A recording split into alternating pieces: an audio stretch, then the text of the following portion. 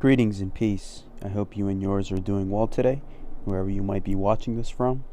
Now, the title of today's presentation will be the Pashtunwali Tribal Code and its similarity to Masonic teachings. Now, the Pashtunwali code is followed by the ethnic Pashtuns of the Afghanistan-Pakistan area, who live by an ancient code of tribalism and chivalry and respect that predates all of the Abrahamic faiths. And I saw its significance and its teachings to what we learn in Freemasonry. And I wanted to put that out there because I did not see any education program that talked about Pashtunwali. And this code is to be very much honored and revered because if you look at the story of the lone survivor and the Navy SEAL who got saved by the tribesmen, he was saved because of that individual following this code. So I wanted to make sure that those who were not aware of what this code is and what it represents, so I put it out there for everyone to learn about it. So I thank you for watching, and I hope you have a wonderful day.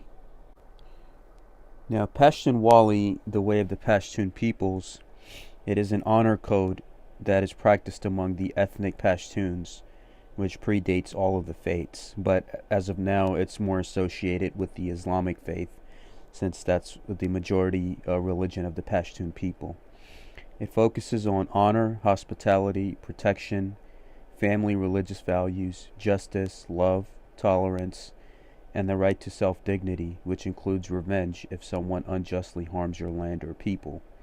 Now, these tribal people that have existed in these lands for thousands of years, and all the forces that have came to this land and tried to occupy it or tried to, rewrite their way of living, they don't have any of that. So they want to stay who they are, and they will honor you, protect you.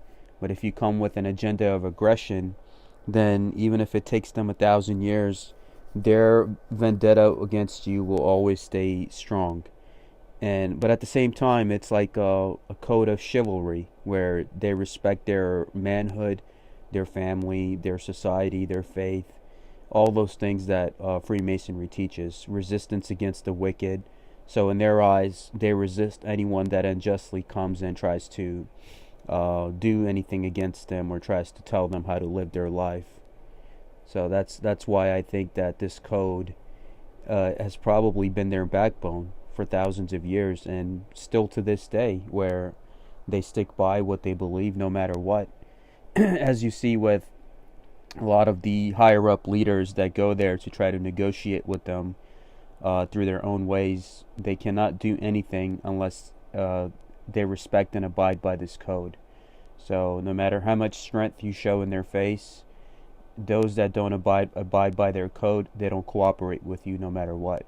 So their tolerance and justice, love, family, religious values, hospitality, all that stuff is in correlation with what Freemasonry teaches. Brother Winston Churchill also has a reflection of the Pashtun people and their tribal code in one of his memoirs that he wrote, where he says, quote, "The Pathan tribes are always engaged in private or public war. Every man is a warrior, a politician, and a theologian. Every large house is a real feudal fortress. Every family cultivates its vendetta, every clan its feud. Nothing is ever forgotten, and very few debts are left unpaid." And this is from My Early Life, Chapter 11. Now, Brother Winston Churchill describes this in a good way because they are very strict on their aspect of honor. Even if there's a debt from many, many years ago, they will not forget and they will honor you that they owe you or you owe them. So those things are never forgotten. And that's why in the business field in the Afghanistan-Pakistan area, they're like some of the most successful people because of how strict they are in terms of their honor code and how they help others that come to ask them for help. So, Brother Winston Churchill describes this in a good way where they always do everything by the book and they will never forget you or make sure that you ever forget them. which is part of the living in an honorable society and being true to your word, as you can say. During the Soviet invasion of Afghanistan, the U.S. Was involved with a lot of these Pashtun tribal leaders in helping them resist the Soviet occupation, which we have a quote from President Ronald Reagan from 1985, who met these leaders in person, where he says, quote, "These gentlemen are the moral equivalent of America's founding fathers." So what Ronald Reagan is saying is that their values to resist against any foreign occupation in their lands is equivalent to how the Masonic founding fathers were, that their elements was about liberty, justice, and maintaining their sovereignty. So their leadership structure is organized into tribal family-style groups, which are led by an influential leader with the title of Khan. So it's basically every tribe has their own Grand Master, as you could say, and they fall under their own jurisdictions, which is like you have a Khan who is a Grand Master, and they have different tribes, so they are all separate jurisdictions, and that's how it works in the Masonic world as well, with each leader in their own jurisdiction. And if any issue arises, they are settled with a jirga, which is a tribal gathering of all male adults, which is like similar to a Masonic trial. They honor the gender roles which nature assigned to them, with the man being the provider, protector, and the woman being the nurturer of the family. And they follow a 12-step honor code, which I will go over now. Now, their leadership and structure that they have been following for thousands of years correlates with many fraternal and philosophical organizations that exist today, where you have the aspect of a leader and different jurisdictions and how they handle things, and they abide by a certain value and code, where they have to make sure that their traditions and values and integrity is maintained and passed on to future generations and those that come after them. So now we'll go over their 12-step honor code. Now here we have the honor code, the first one being Malmastia, which is the code of hospitality. Now this advises the tribal code and its followers to show love and protection to all that come under their care, regardless of race, religion, gender, socioeconomic status, or who they are.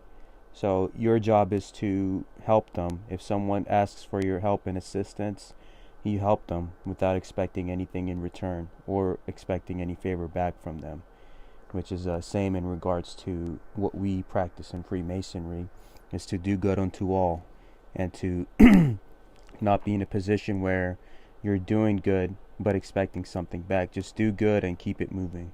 If you want to help somebody with some money, just give it to them and don't expect anything back. The second code is Nanawatiya, or Nanawati, if I'm pronouncing that correctly. And that is the code of forgiveness and asylum. Friends and foes alike are protected in chivalrous manner. And now the story of the Navy SEAL Marcus Luttrell, a lone survivor, is an example of this code's actions, where he had come across a member of the village and a tribe who followed this code, and he gave him aid, assistance, and shelter until he was able to get him back to where he was supposed to be, and now everything worked out the way that it should have. So this also goes to if anybody has like any dispute or anything like that, then they can come and sit down and have sit on a table and have a respectful conversation to try to resolve the situation. And anybody that comes and asks for your help, even if let's say on official terms you two are enemies, then you have to help them. And it's also a form of honor, and it's also a form of chivalry. So with Luttrell's story, when he was ambushed by the Taliban, he was wounded, he evaded the enemy, and he was aided and assisted by members of the Sabre tribe who follows the Pashtunwali code. They took him to the village, and the chief and the follower of the village, Muhammad Gulab, they protected him until they were able to contact the local U.S., I think the military base, and get him assistance. So I guess you could relate to this Masonic factor, where in the American Civil War, you had Masons from both sides, even if they were against each other. When they were able to, they aided and helped each other as brothers. So this could be an example where the members of this tribe, they helped Luttrell, not just for the basis that he was on the opposing force, but just for the sake of humanity and following their honor code, just like how a Mason would. Now, the third virtue is Badal or Badal. So that is the act of revenge of those who committed atrocities against you, your land, or peoples. There's no time limit, and the code will dedicate your whole life to the cause. So, Badal it basically is to seek justice, or to go against the wrongdoer, and to I guess resist the wicked and resist the evil, just in relative to Freemasonry as well. And if somebody comes and commits atrocities against your land, people, family, then they will dedicate their whole lives, even if it takes them 1,000 years, and you could have all the best equipment, manpower, and training in the world, and all they have is just a bunch of farmer skills. Their job and their cause is to outdo you and outmaneuver you and outfight you in everything, in every fiber of their being, whether it takes them generations and generations, but they will not stop until they have resolved the threat. So that's the concept that many of the tribal leaders have established there. And as you see throughout history, any foreign army that has went into that land, the last solution was what? You get the tribal leaders together and you make a peace settlement process, because there's no other solution than that. Because if you want to fight with them, then they'll fight you for 1,000+ years. But if you want to handle it in a diplomatic way, where you sit down and negotiate peace with them, then that's the only way to resolve the issue, because of how strict and honorable they are with this specific code that they follow. Now, the fourth virtue is bravery. And the bravery dictates is that a Pashtun should always defend his family, land, and people from all intrusion, to resist tyranny, and to defend your home. Now, this goes against their code of honor, where it shows you that the Pashtun should always stand bravely against any form of oppression, and he has to defend the honor of his name, his people, his land, and his culture. And anyone that goes against this code, they are shunned and disowned by their people, with how strict this code is, because it tells you that your integrity and the traditions and values of your culture and your your identity that have been passed on to you, you owe it to the next generation, and you have to pass on the same to them. And that's their code of honor is very commendable in today's society. The fifth virtue of this code is Sabat, which is loyalty, or Sabat. The Pashtun owes his loyalty to his family, friends, and tribe. Disloyalty not allowed, for shame and disownment. He can never become disloyal, as this be a matter of shame, for not only just their self, but for their tribe and family. So they're always loyal to their brothers, to their family members, to their friends, relatives, associates, and it's about being a man of your word. You have to honor who you are and what you say. And that's also all similar to Masonic teachings, where you have to defend and honor all those in your life in all the ways possible. The sixth virtue is Kagera, which is righteousness. And this is to always be in a state of self-improvement and to respect people, land, animals, and environment. The pollution of the environment is prohibited in Pashtun culture. They have to make sure that they, in whatever that they do, in terms of like good thought, good word, good deeds, respecting the people, animals, and environment around them, it defines who they are as a people and what they're trying to leave behind for future generations, and to uplift the fallen state of mankind and be in a state of self-improvement, similar to Masonic teachings. Now, the seventh virtue of this code is Gro, which is faith, and to always put your faith in God no matter what, a belief in a supreme being. Now, grow it goes to, with the similarity to Masonic teachings is a Mason should always put his faith in God. So in this case, a Pashtun will always put his faith in God no matter what, and fear no worry or danger in his life in all the ways possible. The eighth virtue of this code is Vyar a Mirana, which is respect, pride, and courage. The Pashtuns must always have courage and pride to preserve their faith, their values, and their traditions, and they should always be respectful to self, family, and those in their care at all times, at any given time. And that's the importance of hospitality and to be able to respect others and those that are in their care is a big thing. And that respect begins at home, amongst your family, your loved ones. And those that do not have these qualities in the Pashtun world, they are not considered worthy of being a Pashtun. So in similarity to the Masonic teachings is that you should always go above and beyond to show love and respect to all those that you encounter in your path, your journey, and those that are always close to you, because they come first before anything, and that's what's stressed. The ninth virtue is Namus, which is women. A Pashtun must defend the honor of all women, regardless of their race, religion, relation, or background, and protect them from any verbal or physical harm, even if they lose their life doing so. The killing of women is forbidden. Now, the Pashtun culture, they give a lot of respect to their women, and by that, they try to protect them in all the ways possible. Which is, now since this is an ancient code, now it overlaps with the code of Islam, which gives rights to women and gives them the right to choose which husband they want to marry, or the right to inherit property, or to inherit anything like that. Now, there's a lot of propaganda that has been pushed against not just the Pashtuns, but Islam as a whole, but you have to read the scriptures in order for you to fully understand what the roles and qualities are for each individual that are given in the faith. You have good and bad everywhere.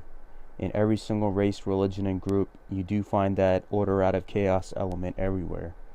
And it just goes to show you that just because of the actions of a few does not mean that that's what the tribe or their code or their faith teaches. Or just like you have the situation with the Catholic Church. Now, it doesn't say that in the Bible to hurt children. I have read the Bible as a Muslim myself, and that just because they do that doesn't mean that that's what Christianity teaches or that's what the Bible teaches. So, we should have more discernment if anybody with an agenda tries to come out and tries to divide us from our fellow man, saying that, this person did this and that means all of them are bad. No, anything that causes disunity in today's society is ungodly.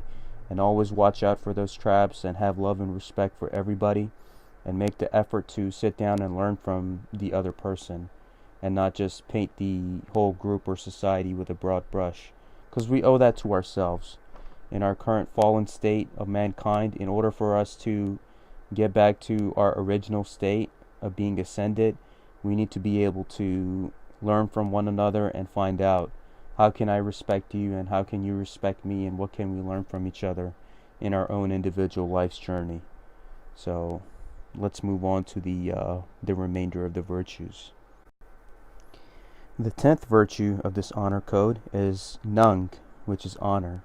A Pashtun is obligated to defend the weak and defenseless, and those that are under their care, they have to make sure that they stand up for them, such as minorities, the disabled, whatever have you, that have been targets of anything.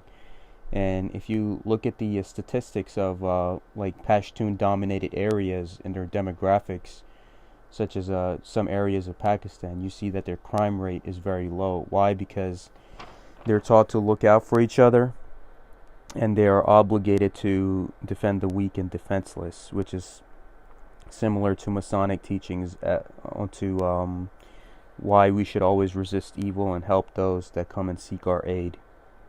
And you see that a lot in many first responder positions or many positions where it involves security. You will always find Masons that are prevalent amongst its ranks. And that's what we need more of today, where, yeah, you do have our values and those that follow it that exist all over, but this needs to be more prevalent, where we speak up and defend those that have been persecuted, they have had propaganda spread against them, and they have been unfairly targeted. So we have to let everybody know that we're ready to stand for each other, shoulder by shoulder, hand in hand, as not just Masons or Pashtuns or Muslims, but human beings, no matter who you are. Our job is to love one another and to defend any atrocity or any resist against any evil, to make sure that our mankind is being preserved in the future, our version of it, not what the agents of chaos want, where they want human disunity. The 11th virtue of this tribal code is called Meherana, which is chivalry and manhood. Now, the symbol of wearing a turban is part of the chivalry culture of Pashtunwali, as you see with a lot of the tribal elders that the military forces sit down and try to negotiate with, or they try to get their permission before they do anything. Now, an elder or man always honors his customs, way of dressing, behaving, etiquettes, etc. So it's in similarity to what Freemasonry teaches is a man should always be upright in his conduct, in his appearance, in his etiquette, in the way he interacts with other people, the way he presents himself. So there's a lot that goes into that in terms of how you represent yourself in all the ways possible. And it's about you just maintaining your respect, your honor, and make sure that those that always come in your presence leave with such a light heart, which, the meaning of traveling light is that they pass that on to others, where you try to keep your heart pure, filled with love and light, and literally light as possible.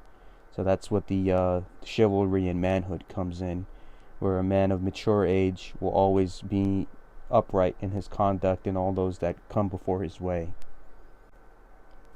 The 12th and final virtue of the Pashtun code is called Hewad, which is nation. The Pashtun must defend any land in which his people reside. A defense of the people is equivalent to the defense of the culture.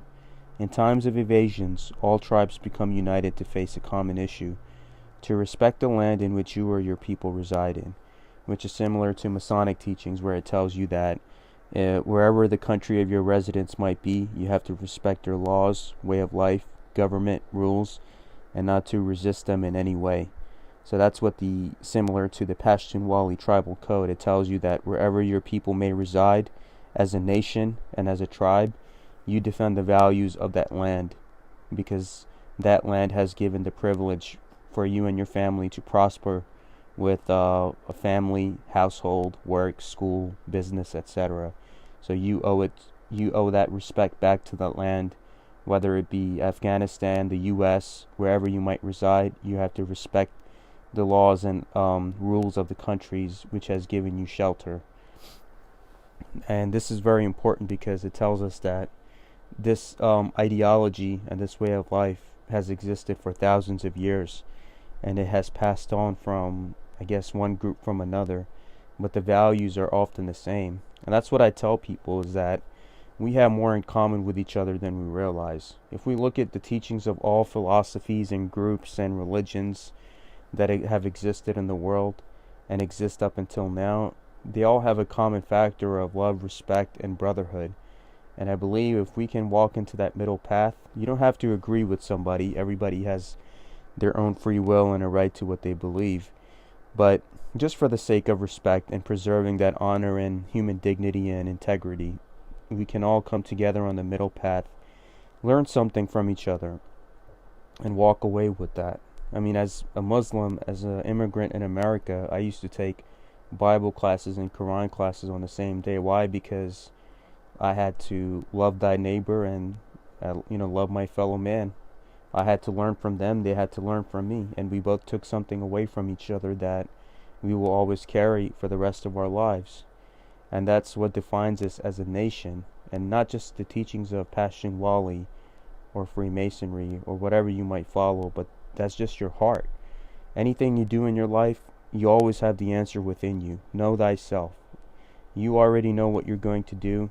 You just have to look within your heart to see what clicks with whatever current life situation you're going through. Look into your heart, and that will tell you, okay, this is how I deal with this problem, or this is how I have to tackle this issue in a careful and delicate and professional manner. And I think if we keep up that positivity, our world has a chance at the future. The human family has a chance at the future. And we can come together and make something happen for everyone's benefit, no matter who you are. I thank you all for watching and listening to my presentation. If you have any questions or comments, please email me at salmonshake911@gmail.com. Thank you for watching, subscribing, and sharing my videos. And I pray that Almighty God always blesses you and your families in all that you do, and remove all worries and sorrows from your hearts. Life is short, but it's also beautiful. So thanks again for everything, and I wish you all, everyone, the best of whatever is yet to come in your lives.